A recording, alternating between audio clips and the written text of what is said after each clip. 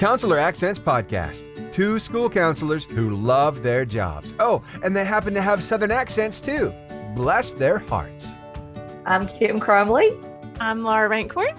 And together we are Counselor Accents. And I have a very sexy accent. You call me Demi Moore. You sure think that you do. I'm hoping that before the episode is over, you will sing us a solo with your raspy singing voice is amazing. I can't go to church yet because of COVID, but I asked if I could just do a song over Zoom because my voice will never sound like this again. I'm like Phoebe off of Friends. I've got that good voice right now. It's perfect right now. So yes, I am recovering from the COVID, and so I'm a little short-winded. Is it short-winded?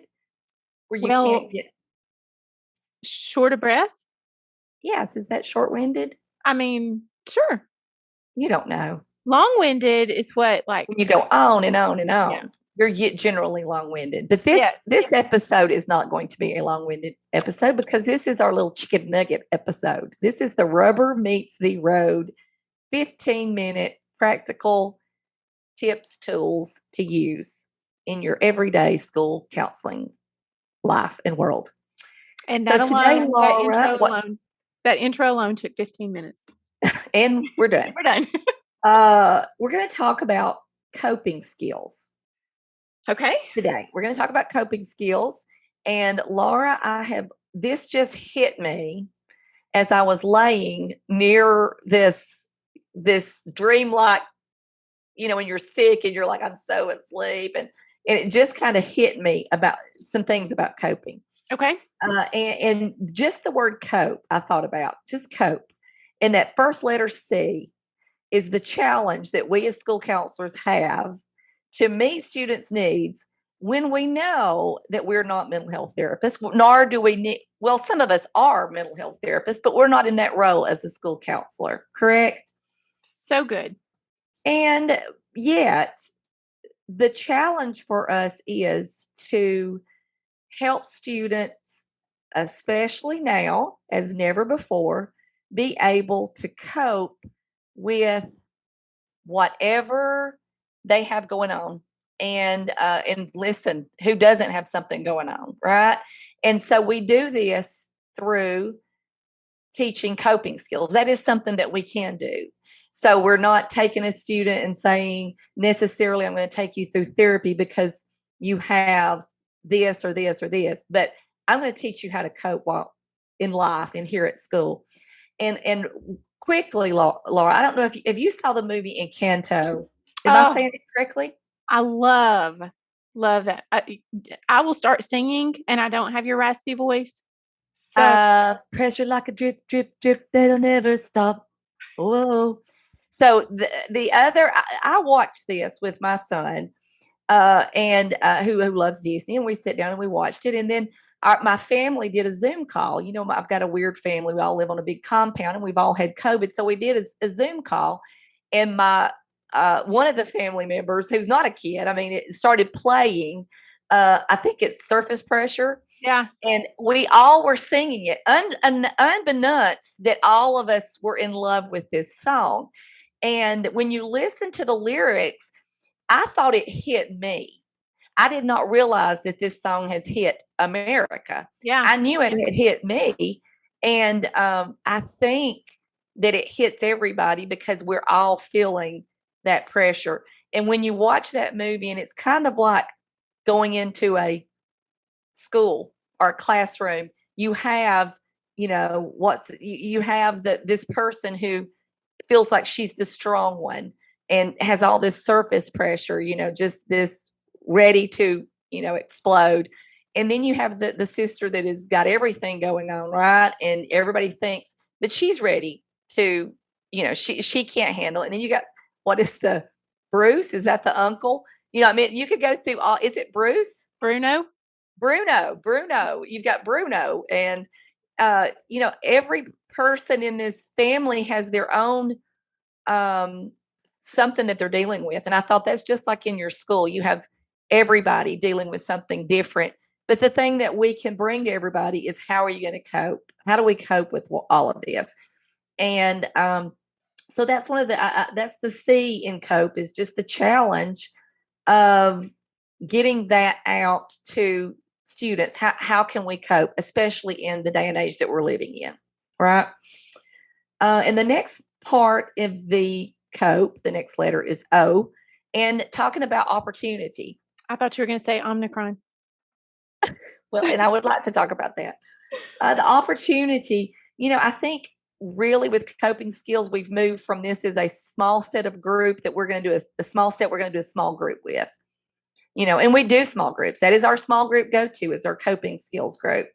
But now really we're doing it more individually. We're doing it more for the whole class, for everybody, because guess what? Everybody needs coping skills. And the next part, the P, is to prepare. We are preparing students for adversity, and that will come. And the more that you understand how to deal with adversity, the better you are able to cope with it. But to understand those practical, rubber meets the road coping skills that they can go to. And, a lot of adults don't even know what these coping skills that they have. But, we prepare students, first of all, by making sure that they understand that feelings are normal, that we are going to have feelings, because that can be overwhelming. It can be scary. So we're preparing kids. I know it's your nap time. I can see it when it is your nap time. It is so your nap time. But we're preparing these kids, helping them understand that feelings are normal. And then we are empowering them by giving them those tools that they need. And I want to share a story with, and that's why you and I say, Laura, all the time, sometimes when we're doing centers, sometimes when it looks like we're playing or we're singing or we're gaming, these are all, these kids need to find interests, things that they can be interested in, and hobbies, or what is it, explore what they like to do, because that's all part of that coping. So we had a situation with a student. She's a middle schooler, and the parent had called me. It was a bad situation, and it was only going to get worse. What was going to happen, what was coming down the pike for this family was going to be difficult. And the mother said, we can't get her interested in anything. She is just focused on this problem, and we knew it was, like I said, it was only going to get worse. So this was during the time that I was doing a lot of origami with students.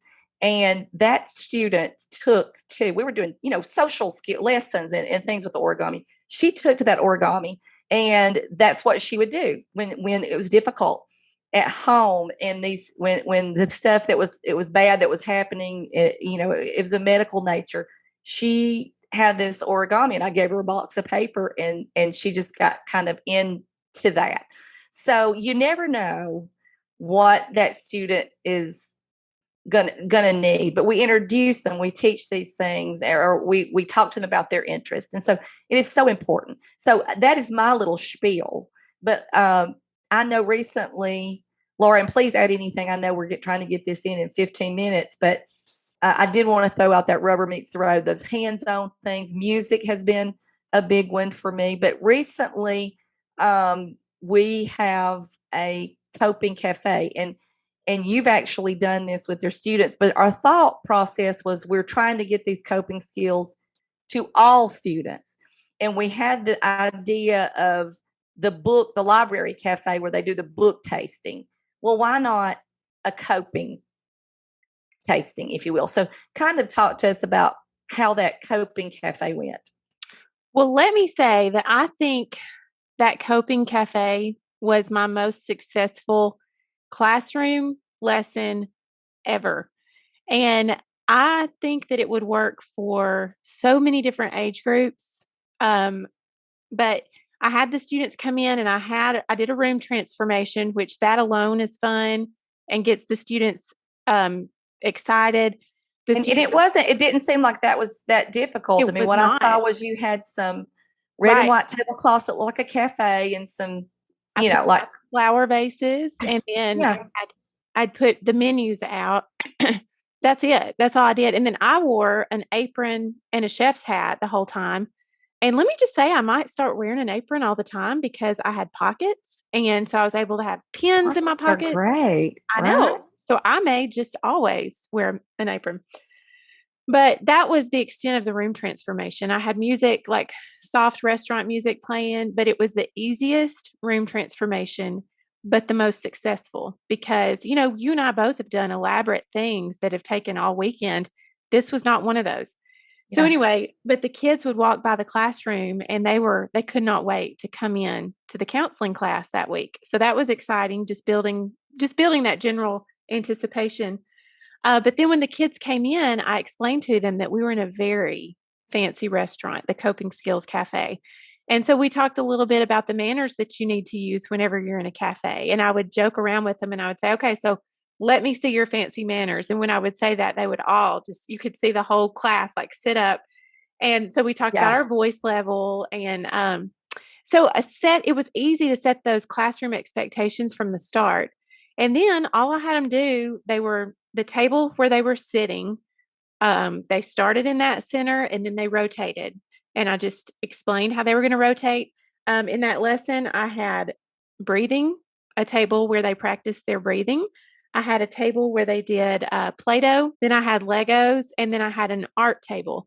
So they would rotate between these tables. And I explained to them at the beginning that on the breathing table, there were different cards that kind of guided them through breathing exercises. And then Play-Doh, I told them you can either make something or you can just squish the Play-Doh in your hand. Either one of these can work as a coping skill.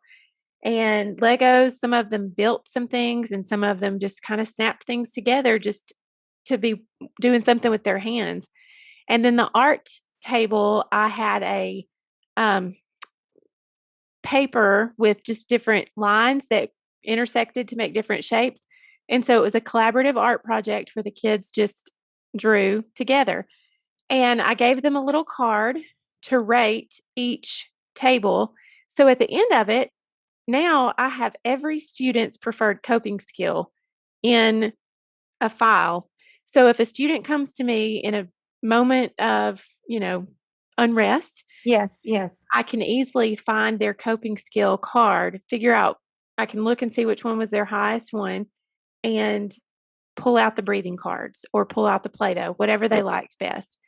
But practical and to think how, as we said, the E, empowering, because I know my go-to. I know what I can do to help me settle my mind. Yeah. The preparation was so easy. And then all I did during the lesson was every 3 minutes, I set my timer. And when the timer would go off, they'd switch stations. They loved it. They absolutely loved it. Whenever the time was up, they were sad to leave. It was great. I can't say enough about it. It was great. Yeah. And we usually don't, as we say, hawk our wares. Is that a thing that other people say? I don't know. I say it. But this one, you were so excited about it. And you were like, and I was really excited because I've always thought if you can have a book tasting, why can't we delve into other things and let kids try some things out? But we do have this whole setup on TPT that you can link. Laura will link if you want to go to that, or you could just come up with your own, and add music or different whatever you want, and so that you could do we may do a part 2 of this later on with different coping. So there's more things for them to taste, coping tasting. But I love that you said you can do this on your own because this was very easy to put together. What we do have in that product is we've got your pre-test and your post-test. If you choose to use that, we have all the menu cards where it explains which coping skills. So I set those up at every table so the kids could read about breathing and why it works and why it's important. Yes. You've got the rating scale cards in that. But everything is there that would make this very easy and doable. If you've never tried Centers, This Yeah. is a good place to start with So centers. easy. And let me say Yes, this or if about you use them, this is a good one. Go ahead. for the E on empowering, Yeah. the rating scale that I gave kids, that I gave the students for every station, it was empowering to watch them have the freedom to pick a 1 as the lowest. Maybe they didn't like this station. And I explained to them, I'm like, that's okay. You're not going to love every station. This is a way Yeah. for you to see what works for you. It's okay if that's a 1. And it showed them this is a safe place to like something or not like something. I Yeah. can't say enough great things about it. Well, and the reason too that I think that when we did the article about movement, music, and magic, and actually getting unplugged and getting hands-on and doing things themselves in other coping small groups, what I have done is we've talked about what they like. Mhm. This is actually maybe something new. You could try something new, or it's show the importance when you're turning them loose and you're putting all this attention in this, just the importance of that coping skill itself. So I have to tell you this funny story. This happened yesterday with my granddaughter, who's 3. She's staying with my mom while I have COVID, and my son is having his next child. So she's there with my mother. And mother said that she was so tired and she was so ill. And then she sat down on the couch and she said to herself, she's 3, she said, just take a breath. Just take a breath. So, I guess that is the granddaughter of a school counselor. So Yes. she's already learning those. That works for her. Can't It's help just it. take I a love that. So anyway, check that product out and we'll do a link to that and let us know if you come up with other things or if you use this, and we'd love, love, love to see those pictures or how that works for you guys. Yes. And those 4 that I used, I think we threw in a couple of others on the TPT product, just so I think you have 6 to pick from instead of So 4. try that. Yeah. It was really good. Love it. Love it. You can join our Facebook group and post those pictures, tag us on Facebook, tag us on Instagram. You can join our emailing list and get some of those freebies that we send out every now and then. Maybe we should send out one of these coping menus in our freebies so that they kind of see it and know what it looks like. That'd be great. It's great. And then rate and review our podcast because that helps other people find it. And I think that's it. I think that's all. I don't know if we did that in 15 minutes. No, it's a little over. I was watching the time. We're about Okay. 5 minutes. This was a 20-minute Rubber Meets the Road. Ooh. But it was you worth it. cut everything you said out. Okay, I will. Everything that you said, cut out. All right.